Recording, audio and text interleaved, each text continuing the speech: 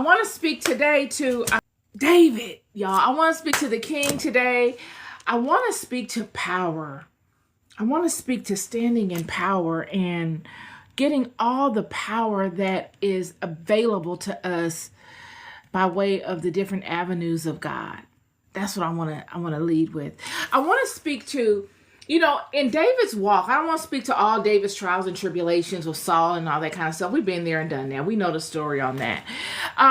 But I want to speak to where all of that led David. You know what I'm saying? Like, we all have our own set of trials and tribulations, our bottom places that we've crawled out of in life.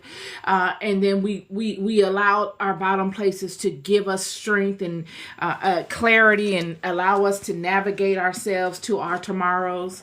And many of us are standing in our tomorrows. We're standing in the places that we prayed for while we were going through those bottom places, the Lodebars and the Absaloms of life. And David in Chronicles is what I'll be reading from, is doing exactly that. David has crawled from the pit of life. He's gone from very disparaging circumstances to leaning on God and controlling himself and allowing what he knows within to establish his path and not allow what he sees around him to defeat him and to stop him or to make him change the navigational sequence that he is being encouraged to ponder from his internal spirit. There's no conflict in David regarding that. He's very adamant throughout his many walks with on the run from Saul and just being proven by God about following the law of God and listening to his heart. And these two things he would do, and it would lead him to a victory that no one in the Bible has experienced. I mean, literally, David is one of the greatest leaders of the house that we've ever experienced. And he was a great leader because he trusted his own discernment. And he leaned not on his own understanding, but he leaned on the understanding of God. Everything David did, he leaned on God to get done. And so where the scripture today that I'm going to elaborate on picks up at is in First Chronicles, where David now has been king over Israel. He has come and he has done a phenomenal job as being king. He didn't have a perfect walk. He made bad decisions. He did some terrible things with all the power that he had. But one thing he did do, and that he never got confused by, was his leadership of the people. You see, David knew one thing that is vitally important that many people don't know and they fail to acknowledge, and that is that God will bless you with all kinds of things, friend. There's no scarcity in God's kingdom, especially when God is using you. There may be scarcity during your proving seasons or the seasons in which God is aligning all of the dots together to project you, to catapult you into your leadership role. But once established, there's no end to the goodness of God. And what we find is that David would know that all things are important. His walk is important. His walk and him aligning to the laws of God and living righteously is very important. And he would learn how important it is through trial and error, through the mistakes he's made. He would make, and through the mistakes he would make in dealing with his own particular walk. But one thing he would never get twisted outside of the Uriah situation would be he would not contaminate the leadership of these people. He didn't play about God's sheep. He did not, friend. And, early in David's walk, he would find that he would, this whole situation where David comes to God and says, I want to build you a house, after he gets exalted and he finds himself in a season of comfort. He comes to God by way of Nathan the prophet, and he petitions Nathan to go before God and ask God if it's okay if he builds him a house. And God is so impressed by David doing this that it not humbles God, but it touches God's heart.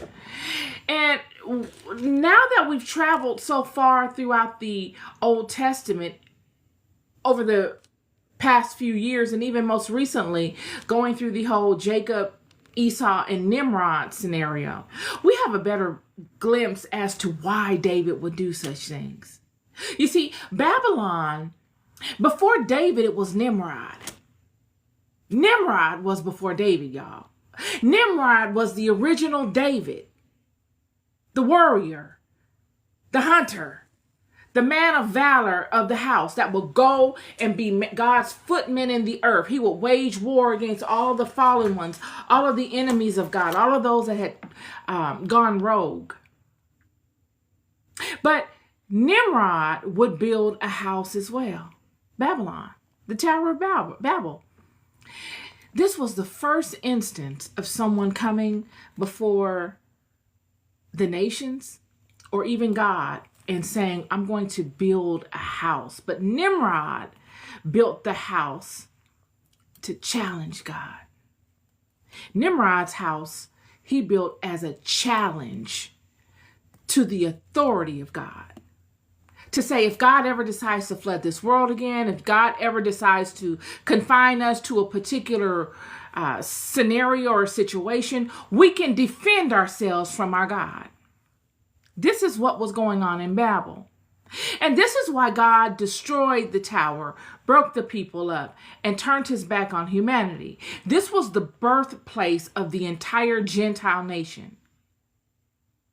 Before this, the whole world was one coagulated group of people. But after this, we were broken down into districts or divisions and separated by language barriers and rulership. God said, you want to follow these fallen ones? Great, follow them. I'm going to give each and every one of them dominion over you, and I'm going to break it down into districts or divisions, and then I'm going to be able to trace their hand by way of a word, a language. And not to focus so much on that, but in the book of Chronicles, it goes into detail. David is advanced in age. He's grown. And it's something about age, y'all. You know, y'all can make fun of people that are blessed to have lived a certain amount of time, but I'm here to tell you that there's no greater gift in this world than to have experience. David in the book of Chronicles has experience at this point. He's wise. He has experience that has been proven and tested. He has had successes and he has had failures, all at the hand of his own experiences. Not experiences that someone else he heard of went through or someone else that he knew of went through, but his own one-on-one personal cadence, his own rhythmic walk through life with God. And he is telling a story in 1 Chronicles chapter 28, where he's come upon all of the princes and all the top people of the house of Israel. David has gotten old, and he is telling them what he experienced when he first experienced the years of comfort after being hunted by the most powerful man in the world at the time. When he gets crowned king and he has stability and comfort like he could never imagine, being exalted to levels of success and stability that he could never imagine. Not one enemy on any side of him. All his experiences would come full circle and they would bow at his feet and serve him. The reputation that David would get from what he did in his honorable walk through the proving years that God would send him through would serve him. None of it would be in vain. Yet David would not orchestrate such a walk with this intention in mind. He would not know while he was going through it that it would end this way, that he would be exalted. At the time he's going through it and walking through it, he's walking through it because his life depended on it. He didn't have a choice. And now he's able to look back. He's able to look back at the space he was at when he first looked back. You see, when he first looked back and he's at that plateau of stability, and he has Nathan, and he's in his house of cedar, and he's got the most renowned engineer, mason of the entire world, the whole system that laid the foundation for the house in which he's living in. He's living in a house of power. Not just a regular house that someone built up to code and, has all the creature comforts. No, he's living in a house of intention. Hiram sent for the cedars of Lebanon to build this house. This house was built upon mathematical skill that spoke a language. David's house. It was located longitude and latitude on certain power areas that makes the skill and the elements used to build the house all sing a particular harmony for David, day and night. The wisdom of God. David is living in the wisdom and the comfort that all of the wisdom can afford him. So when David is in this particular chapter of 1 Chronicles chapter 28, he is reviewing his life from this advanced state of age all the way back to that space, that plateau he first reached after going through the hardest period of his existence.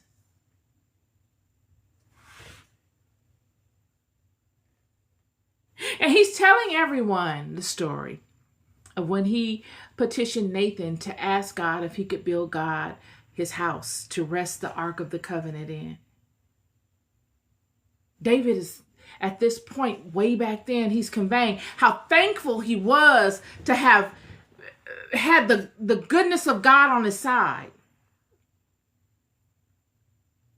How great it was to have the help and the wisdom of God in navigating him through such a hard, terrible, horrific experience.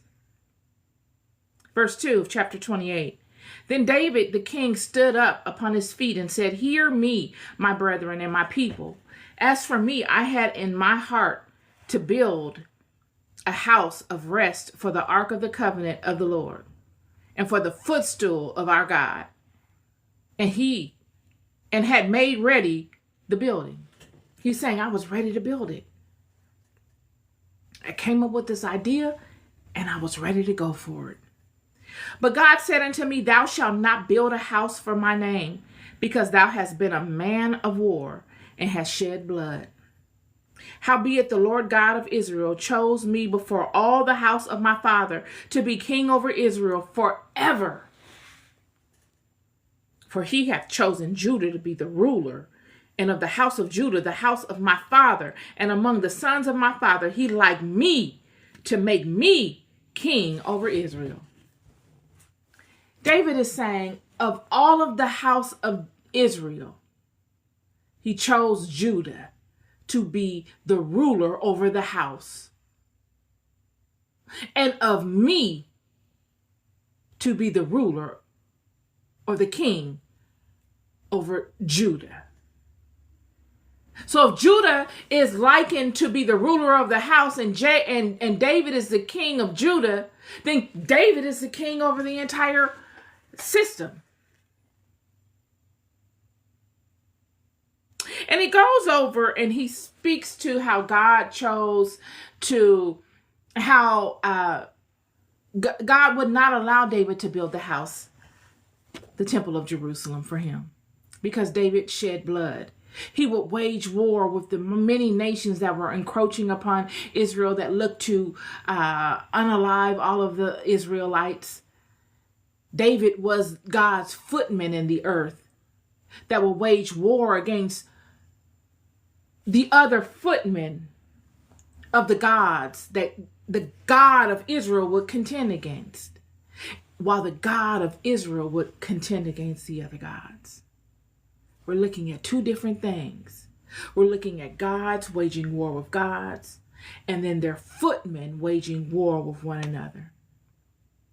And long story short, what really brought me to bringing this to the forefront is to establish the spirit in which God needs us to have to be effective in either leadership or in our own particular walk as sovereign beings of God.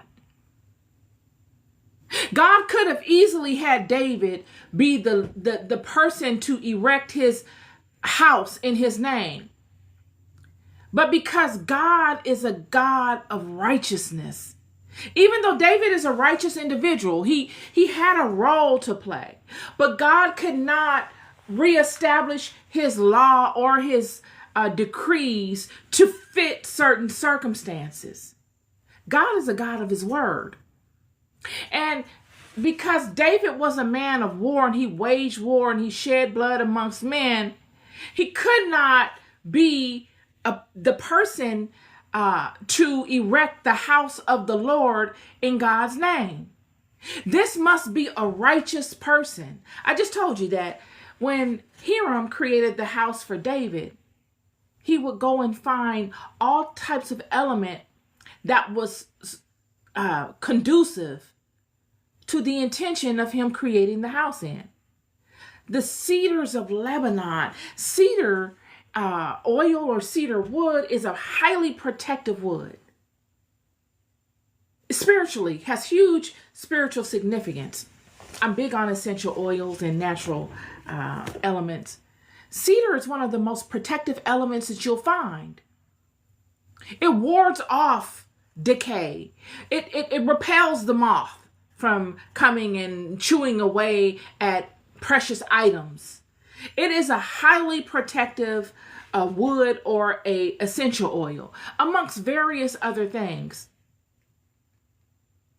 Royalty, it's synonymous with goodness, long-lasting stability. It's all synonymous with cedar.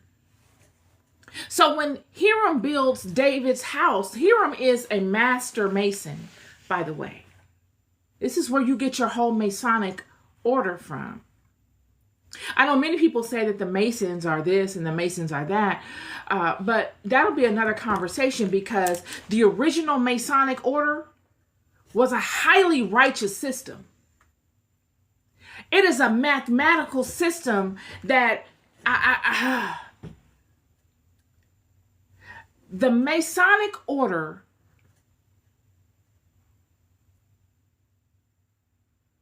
speaks God's language. It's the language of God, broken down in mathematics.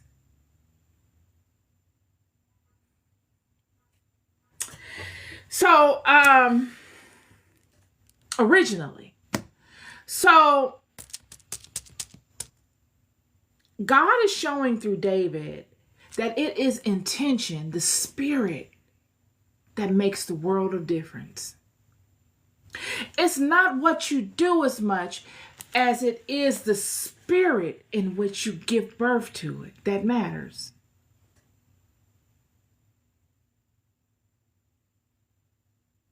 And God, David is going through, what God told him in regards to how he would get this thing built. He's going to do it through David's son Solomon. And he says in verse 7, moreover, I will establish his kingdom forever, Solomon's kingdom, if he be constant to do my commandments and my judgments at this day. God is offering David promises through his lineage. And he says, I will bless your children like I have blessed you, if they are constant to aligning to my will and my guidelines and my promises and my laws. It's a contingency type of thing. See, many people don't want the contingency. They just want the promise. And they want the promise, and they want a blanket promise. They don't want to be told the truth ever. They want to be told a lie. And they want to be told, and if they are told the truth, they want to be told the truth in a lying nature, where you don't really tell the whole truth. You just tell them enough to make them continue to feel good about whatever it is that they're doing, and not feel as if you are saying something that outs them in front of other people. But that in itself is a lie. It's a lie. If you've got to cut the corners off, I'm lying to you. Because it's just like having a sandwich, and you don't like the edges of the bread. But the edges of the bread have a lot of nutrients in them. Much of the nutrients are in the edges of the bread. I cut the edges off, you just get the substance that really has no substance. A lie. It's not true. That is not the full piece of bread. And the nourishing portion of the bread, you're cutting off. It's the same way. When we go further in this text, God speaks deeper. He goes deeper through David. Well, actually, David goes deeper as to what he has learned of God. And he conveys it to his son Solomon. I want you to imagine a man that has risen to statuses of greatness in God's kingdom that no one else has ever risen to. David was not a priest. David is a man of war. He's a warrior. And he's reached levels of success in this highly spiritual system that no other man like him has ever risen to. And he's passing the baton to his son Solomon. So he's giving Solomon information that is vitally necessary to Solomon's success. This is a serious conversation that I'm conveying to you, that David is having with Solomon. This is not just some passing conversation over a beer at a pub. This is serious. You need to remember this. This is as serious as those 3 dots in the sky. Look up in the sky tonight or tomorrow night. You'll see them. Serious. Well, that's the belt of Sirius, but yeah. Where you see those 3 dots, look surrounding them. And that brightest star, Sirius. And thou, Solomon, my son, know thou the God of thy father, and serve him with a perfect heart and with a willing mind. Don't look at this as a job. If you've got to do God's work, friend, it should be the most happiest moment of your day. It shouldn't be work. Look, and that's the way that the Spirit lays on you. It's not work. When you have a calling for it, it's not work. It's a covering. Anyone that has the audacity to wage war against you while doing God's work, they have the audacity to curse themselves. It goes back to them. You are on the clock. You are in your most protective state while allowing the flow of God's anointing to be prevalent in your life by doing God's work. And woe to anyone that wages war against you while doing it. I'm going to support this. You must have a perfect heart while you're doing it. Your intentions, the spirit in which you come forth to do it, must be aligned to the will of God. It must be aligned to righteousness. You must not do it. You can't do it just for you. You will limit your growth in it. You will limit your success. God is going to pull the rug from beneath you and teach you why you should not do that. You do it with a willing heart. Friend, I can recall when I first came doing these Bible studies and these podcasts, I did not know that God was leading me to do this. I'm here to tell you, I had no idea. I didn't know if it was Satan. I didn't know what it was. It seemed like chaos. All hell had broken loose in my life. I felt forced. I felt confused. I didn't know the normal ways that I would get a word from God were all up in the air because so much catastrophe was going on that I couldn't hear. Have you ever gotten to a place in your life where things were so chaotic that you couldn't hear? I was there.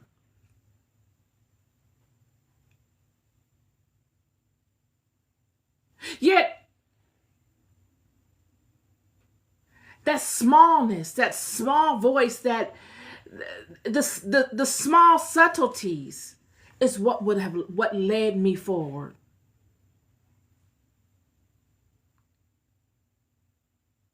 I never would have thought that I would be out here doing Bible studies. I'm so for real. But I'm so glad that I am. I was at a pivotal space in my life, and I had been there for at least a few years. I didn't know if I was going to go into the metaphysical, non-religious route, or if I was going to stay within what I knew all along, which was the Hebraic route.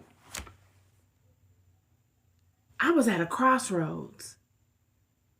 And I knew it, but it wasn't a big deal. It only became a big deal when God decided it was a big deal. And when God decided it was a big deal, the change happened through chaos. It was foreign. And I did not know it was of God, y'all. I'll be lying if I sat here and said, oh yeah, I knew it was of God. And I just decided to. No, I kicked and screamed and pouted and complained. I used all of my manipulations that I could use to try not to do it. I tried to get God to feel bad for me. I tried to get God to delay it and try maybe to allow me to implement my way on top of what God wanted to do. I'm here to tell you, I tried it all.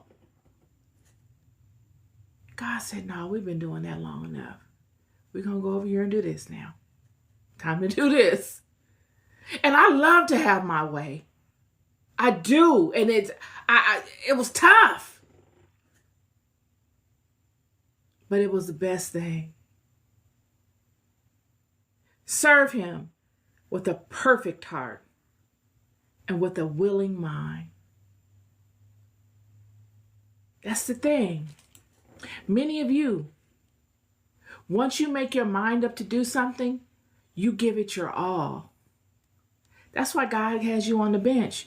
God has many of you on the bench and you don't even know it. You don't even know it. God sees you cultivating, wondering, not wandering, wondering in fascination, the many things that you were created to do. God has you on the bench, friend, and you do not even know it.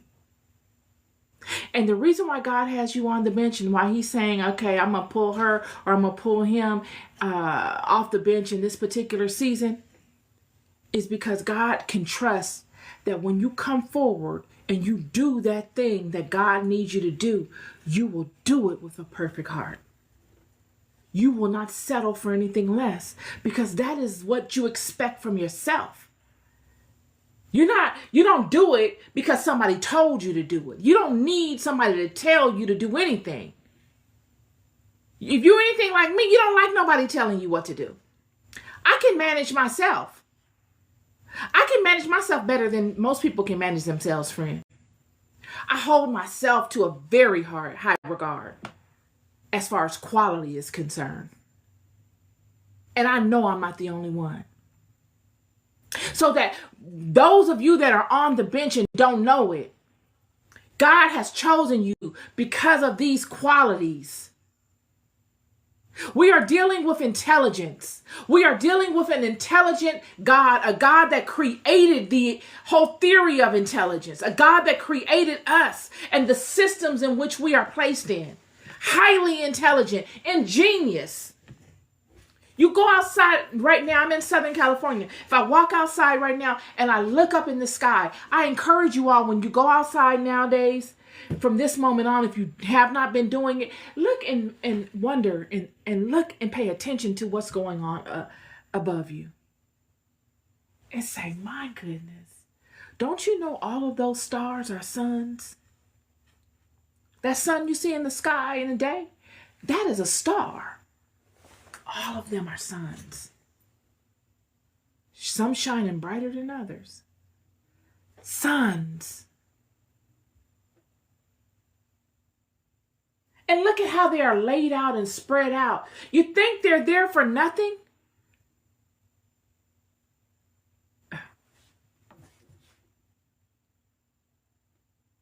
Begin to wonder. And God meets you right where you are when you wonder. God loves it when you wonder, friend.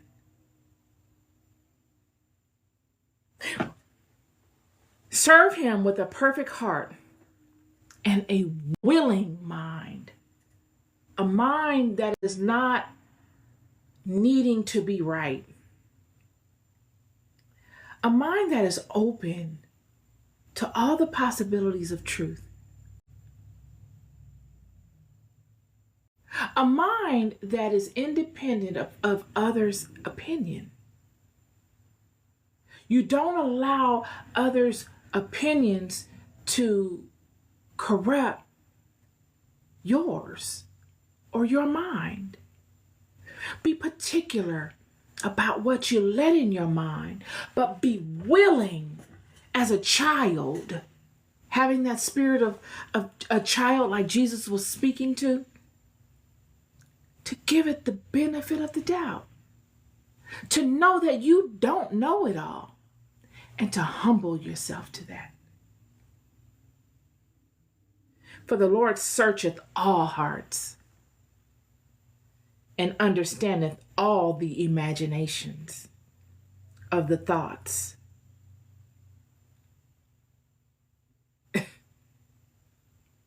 God knows everything you're thinking of.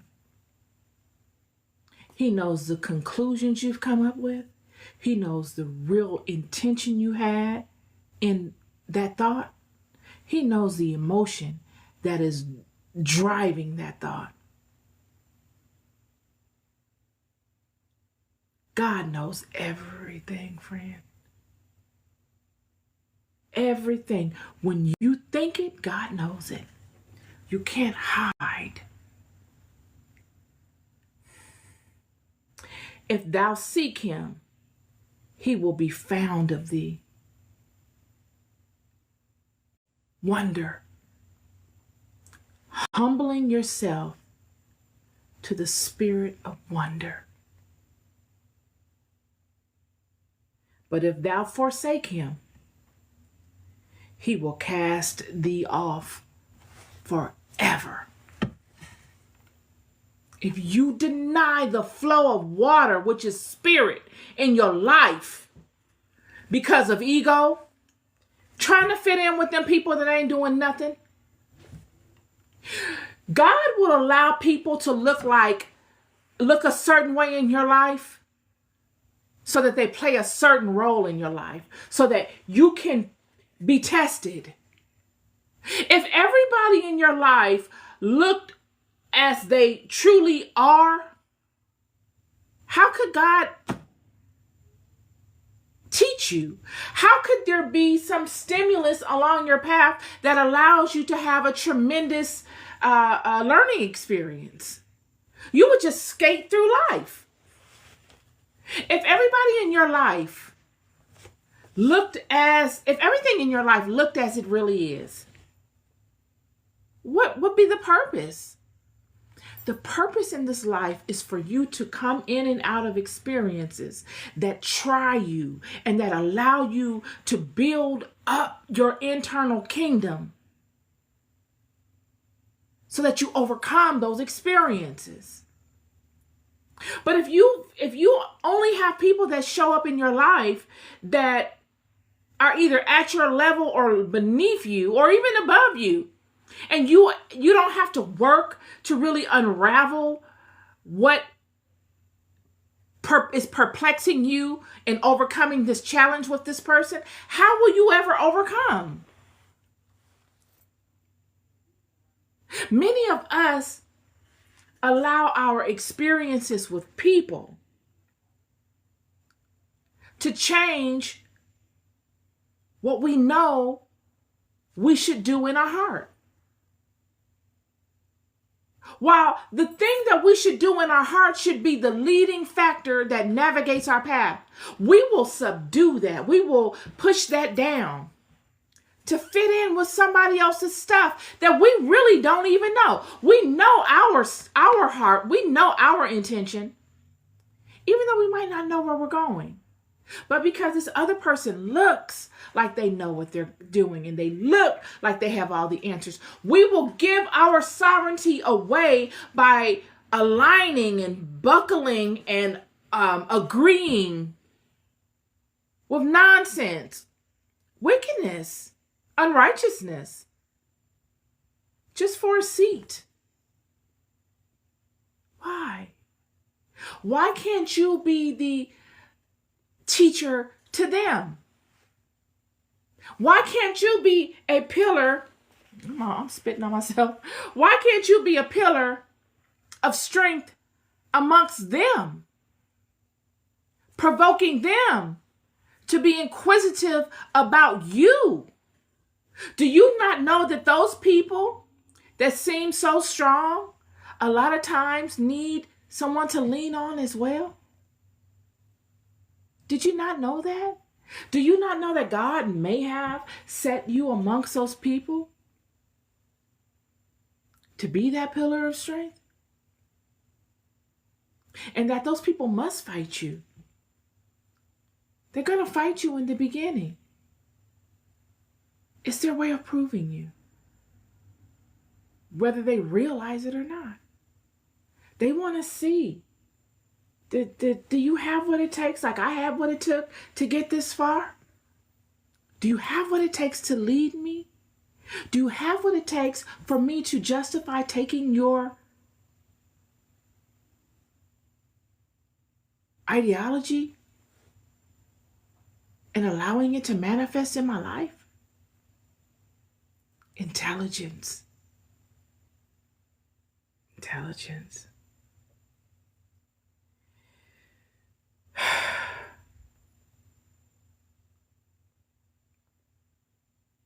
And we go on and we go on and we hear how Solomon builds the temple of Jerusalem, and from verses 14 through 18, all you hear is, and he gave gold by the weight, and every weight for the candlesticks of gold. All you hear is gold, gold, gold, gold, gold.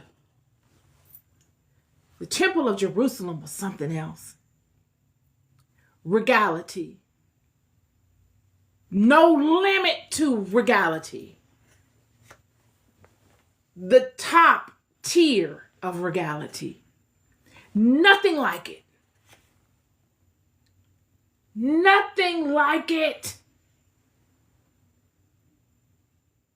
Mathematics to the point that you'll be looking at it like, darn.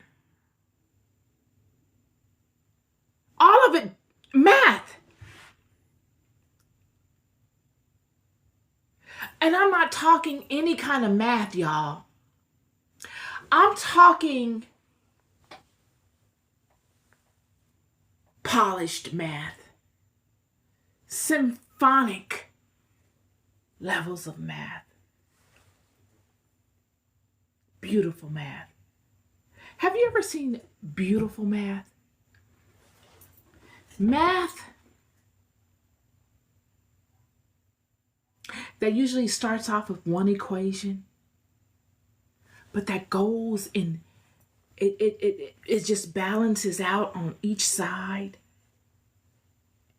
and it sings a melody.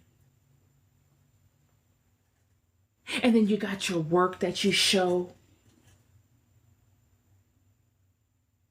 off to the sides. It's symphonic. It's a song. It's a story.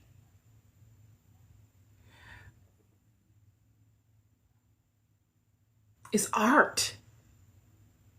Literally. You could see, if you understood the philosophy of it, once you grasp it and you see it and you step away, it'll bring tears to your eyes. I know that sounds ridiculous, but all of you mathematic lovers, you know what I'm talking about. Just beautiful math. This is that. It all sings a song. It all tells a full story. It's intention at its finest. All of it is like a body, a human body, a component, one body. Yet each component is beautiful, mind-boggling, humbling. Nonetheless,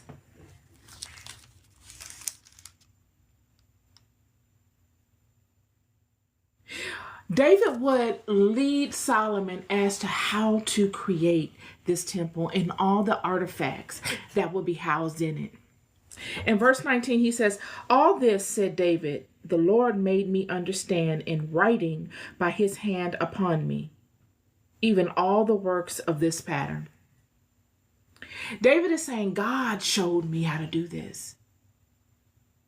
You see, a lot of times the things that we want to know, we can rise and ascend to a certain level of greatness in knowing it. But it's God that gives it that sauce for you. Especially with mathematics. Even the sciences. I blend oils and butters and all kinds of things. I love it. Some of these are my products back here.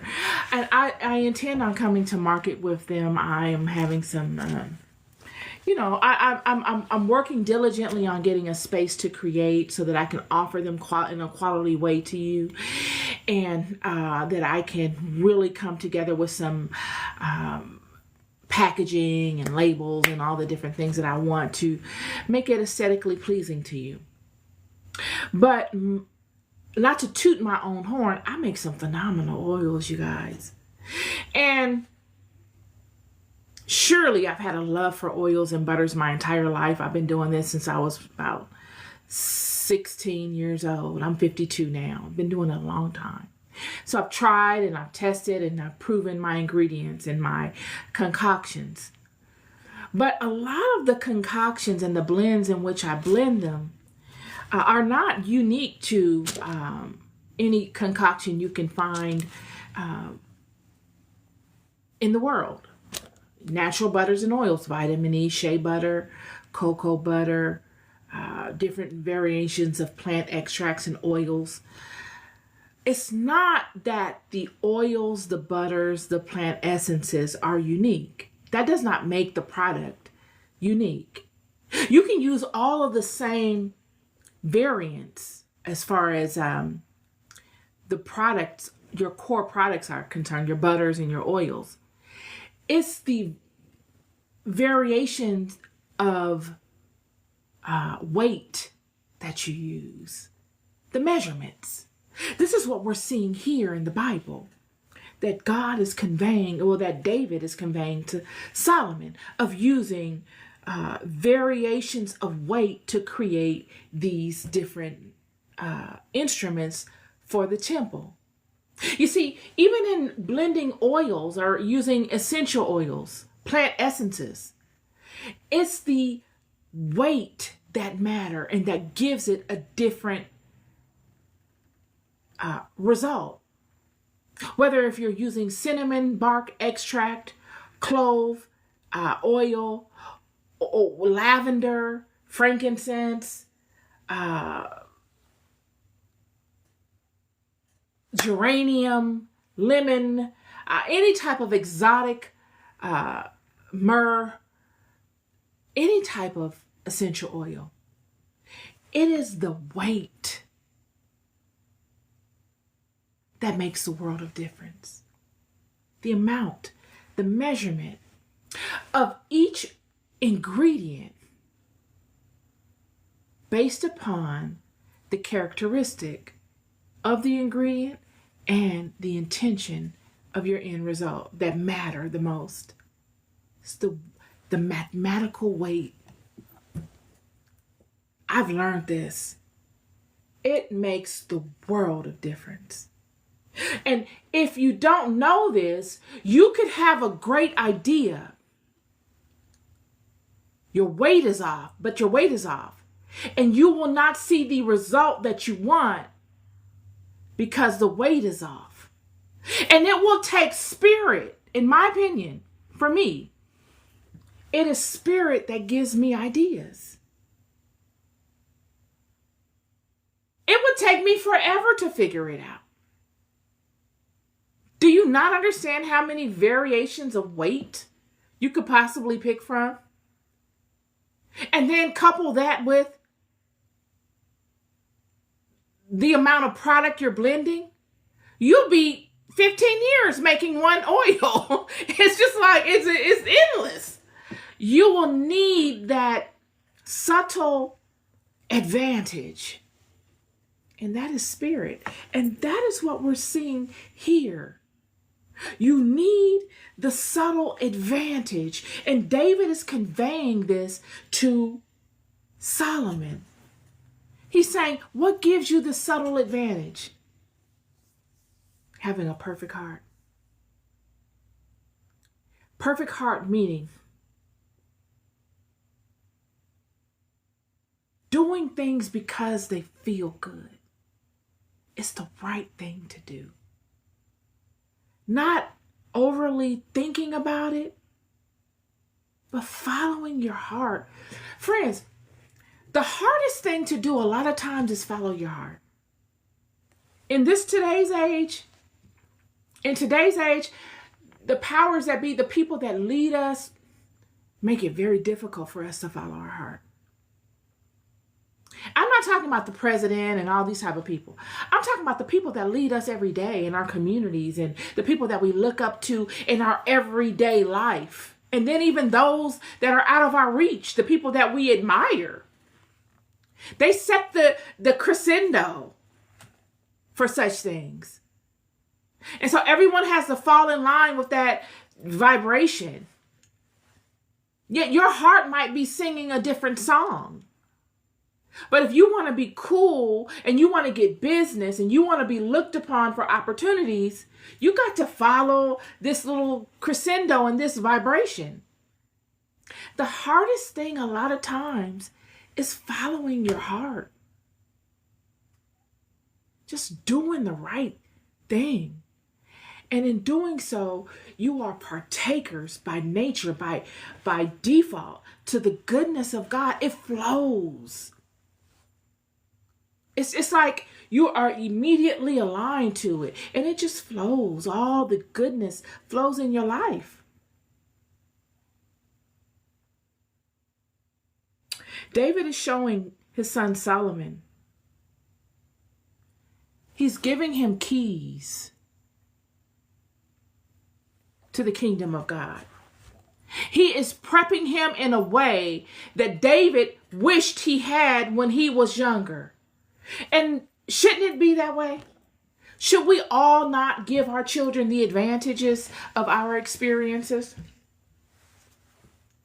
Why would it not be that way? Why should they have to struggle with the things that we struggle with as if we never struggled with them?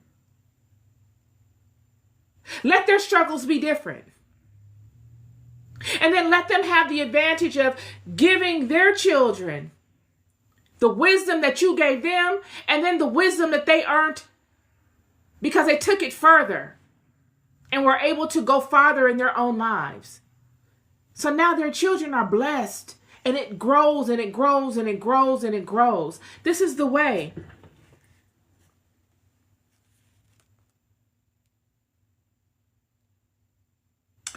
But this part I want to give you, and I'm going to wrap it up. Verse 20. And David said to Solomon, his son, be strong and of good courage, and do it. He said, be strong.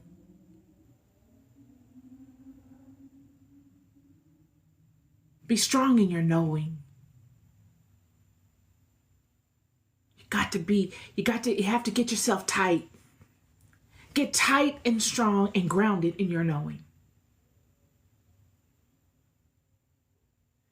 Be courageous.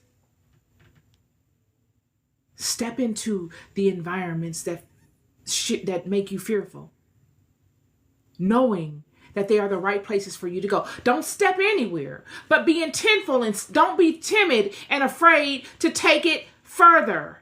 Go the distance with it and do it. Do whatever that thing is. In Solomon's case, it is to build this temple. But for many of you, it's whatever your calling is. Be strong. Gird yourself in knowledge of your history, of your relation with God, of your standing spiritually. These are vital. And be courageous. Move with intention and do that thing. Go for it. Fear not, nor be dismayed, nor worry, nor doubt, nor be double-minded. Solidify yourself in your strength. Remind yourself of all of those people that have come before you. Friend, I don't care what you are. You could be Slavic. You could be Russian. You could be African. You could be African American. You could be Indian. You could be Asian. You could be Middle Eastern. Every nation of people on this planet have come through many hard trials. All of us have people that have come before us that have made life better for us because they went through much tribulation. Nobody has the luxury of saying that no one before them struggled so that they could be better. It is your job to make those people proud of you. It is your job to do your part and to take the baton farther. If they could do it with less, against more, what is your excuse?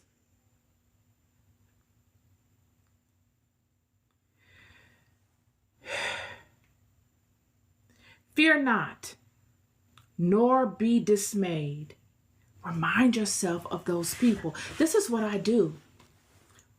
When I'm at that place and I feel like the challenges ahead of me are so tremendous, I remind myself of the love, friend.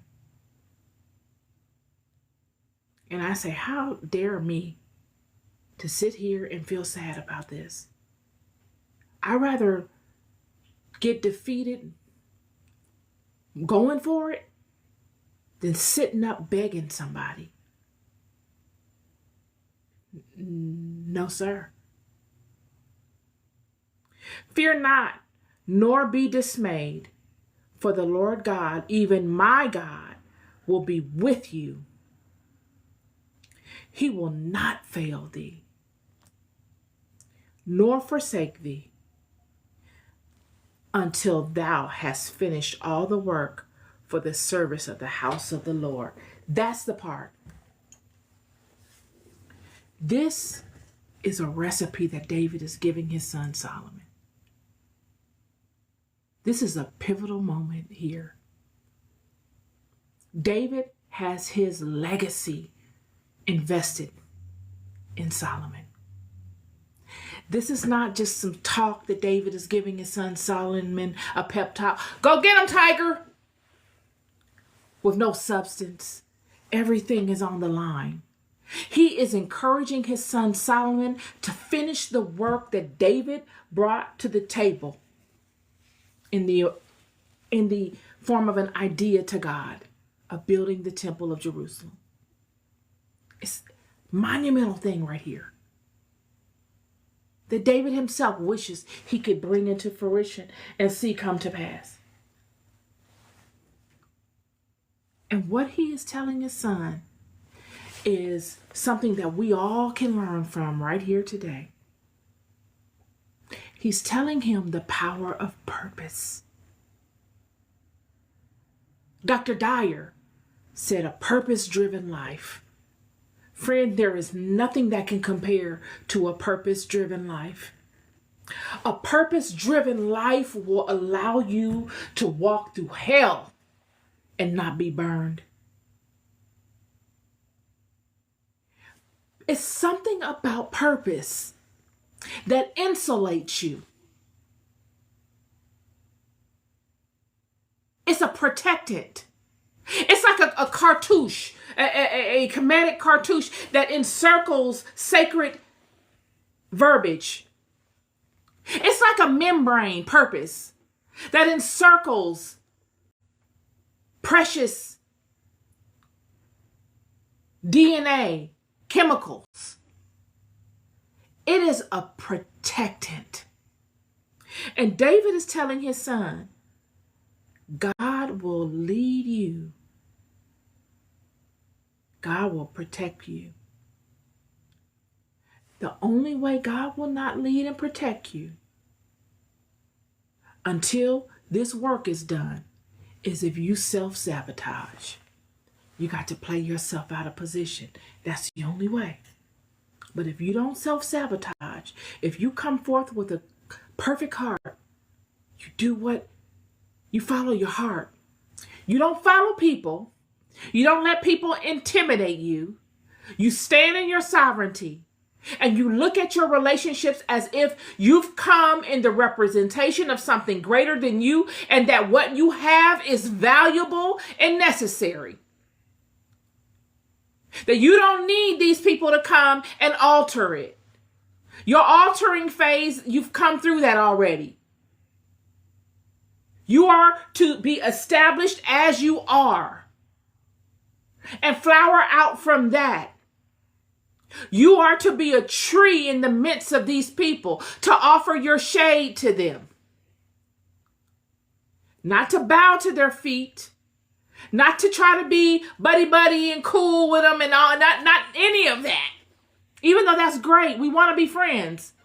But you must keep the integrity of that which I brought you forward with representing. And to represent and play your role. And surely people will come to test you, but you must be strong. Like an oak tree, strong like that. And know that what you have is of value, that it is not for sale, There is no bargaining with it. It is what it is. And they will want to change you because they are just as adamant and strong in their regard, whether righteously or unrighteously. But take it as a test. Stand your ground. Be of good courage. And continue to do the good work. And in doing so, they will either find shelter under your tree or they will go and move forward from your tree somewhere else. Either way, you will solidify yourself so that those that align to you find shelter under your tree and you serve your purpose. And the only time that you need to worry, or there is no worry, the only time you need to worry is if you allow someone to come and alter you from your purpose. Because God will be with you until thou hast finished all the work of the service of the house of the Lord. God will be with you until you have finished the work that God has created you to do. So get busy and don't get busy doing what God created you to do so that you can reach the end. Extend that thing out and do that thing the best you can. Take your time with it. Do it the best you can.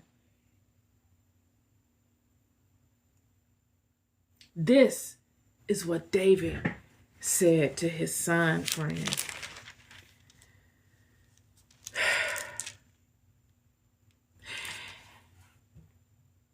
Verse 11, chapter 29. Thine, O Lord, is the greatness and the power and the glory and the victory and the majesty. For all that is in the heaven and in the earth is thine.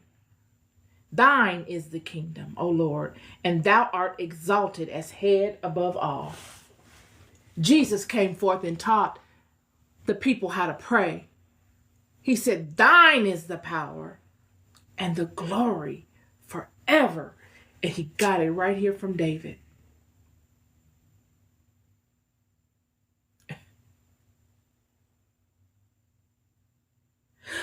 Both riches and honor come of thee, and thou reignest over all. And in thine hand is power and might. Power. God's kingdom is a kingdom of power. Y'all.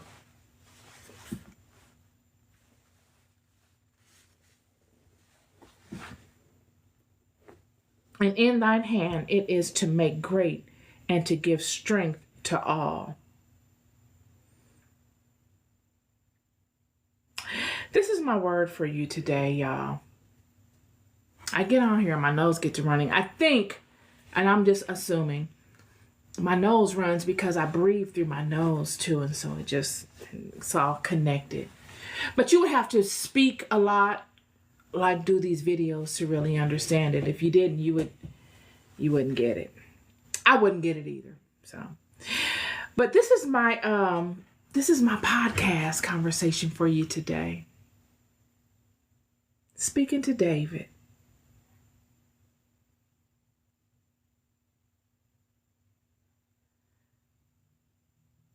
God doesn't expect you to live a perfect life. God expects you to live a righteous life. God expects you to be sovereign and independent within your own walk.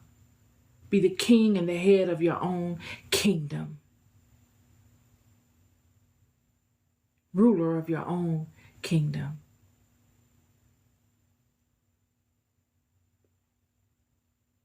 And in doing so, you align to all the goodness that God has for you. You get all of the directionals that God has for you, giving purpose to your life. I'll never stop telling you that a purpose-driven life is the best life you could ever have. It is the most fulfilling thing that you could ever ask for. Literally. I encourage you to embark upon such a journey. You'll thank me later. Happy Friday, y'all. I done talked for over an hour here. I have been talking a long time. I need some water. I hope you all have a wonderful evening. Be good to yourselves. Be good to one another. Peace and love.